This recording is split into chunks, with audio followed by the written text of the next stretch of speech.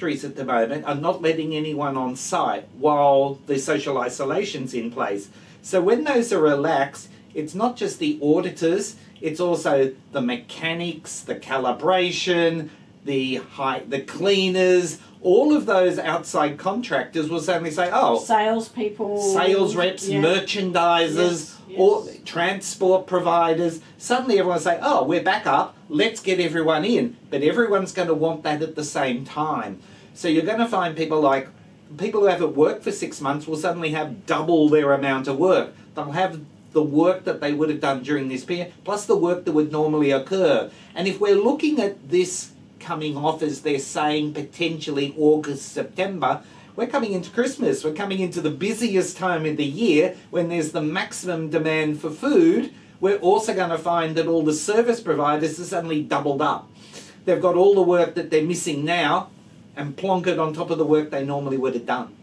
So the advice is get in there and book what you can. Book what you can. And be prepared, be prepared for a wave. Be prepared for backup suppliers as well. Because your food suppliers may not be able to supply, your service providers may not be able to supply, because you're one of a million, well, probably not a million, one of thousands of organisations who want the same thing at the same time. Now, what happens if the government does let go of some of these restrictions, but the virus is still out there? What's our message to you, the businesses who are operating at the moment and with the virus there, and potentially food service businesses who may get to operate within a community where we've still got the COVID-19 virus, which is obviously very, very contagious if you look at some of the situations where it has been gone through hospitals and aged care facilities. We've got to consider that effectively, until there's a cure, or we're talking 12 to 18 months. Or a vaccine, potentially either a vaccine or a cure, whichever one comes up first. I mean, we still don't have a vaccine for HIV, but we have a cure, sort of. A treatment, A treatment. Ebola's got a treatment, but not a prevention thing. So when we talk about this as an infectious disease, we've got to contemplate, for the next 18 months, we've got it. And so we've got to consider that at any stage, any person who walks into your facility, whether they're staff or a visitor or contractor, is going to bring it in. What do you do when you discover it's there? Because all the staff have been exposed, and we've got to do some sort of clean to clean it off, everything that's there as well. That'll mean your business is going to have to shut down while you do the clean. You've got the potential that a majority of your staff are suddenly unavailable, and that scenario's already happened. So I've seen some of our businesses, our client businesses, what they're doing is they're staggering staff, they're putting staff in pods where they stay in their pod, they have lunch in their pod, they come at a time, they only see that. So if someone gets sick, only that smaller pod is affected. What else have you seen? Rostering, so that different people come in on different days, staggering of lunch breaks and things like that. One site who has brought in a temporary change room toilet block so that different people in different things don't have to go to the same toilets and change rooms. Let more but less flexibility in the hours worked, so some people start earlier and some finish later, so that they're not all on site at the same time. Okay, that makes sense. A greater use potentially of weekends or evenings, so the business overall, I suppose, runs a little less profitably, because still power, water, all of those costs, but in terms of the staff not all being there at the same time, people who have got multiple locations, not floating the staff between multiple locations, so they're based at one site rather than move to multiple locations.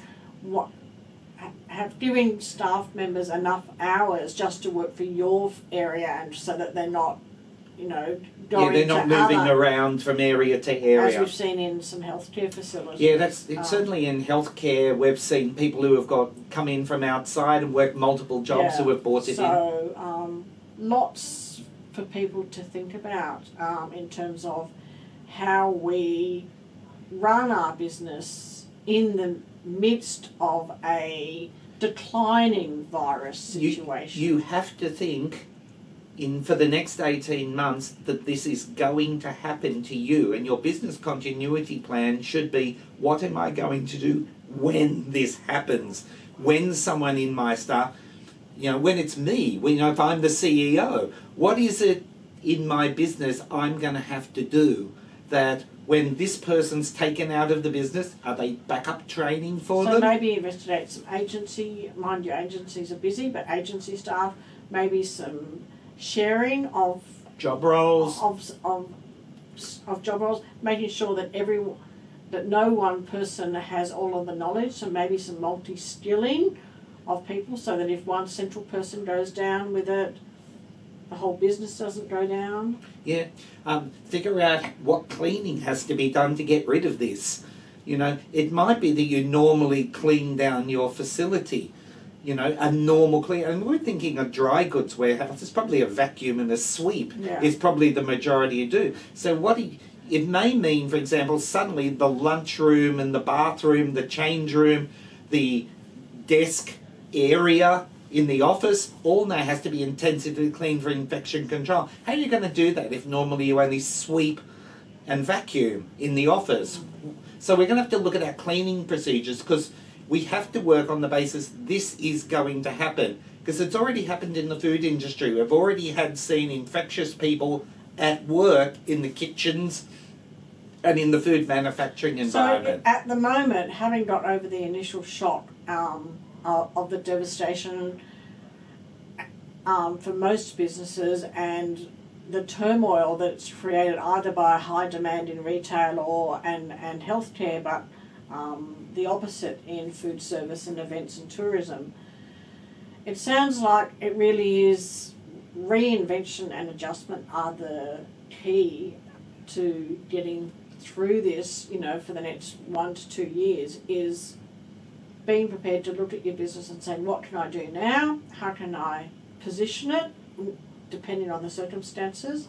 And once we open, or if we are operating, how can we mitigate the damage that a contaminated person may wreak on our business? Yeah, it's not just...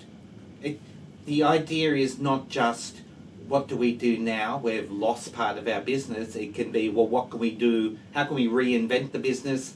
What can we do that we normally don't get time to do? What should be doing for when it opens? But in all of that is, what are we going to do when someone who's sick turns up in the middle of the business? Yes. How are we going to deal with that? Yes. And every business, whether you're food or whether you're us, we've been having these discussions about what do we need to be doing now. If you or I turn up sick, what are we going to do? Prepare for the upswing. Everyone's kind of making those steps. So we hope that this is a timely reminder to our clients and our listeners, and we'll continue to give you an update according to where we think information is needed during this pandemic. As we say, to let your customers know, we're all still here. Some of us are working from home these days. Yes, and we're looking at alternative things such as, YouTube. Okay, thank you.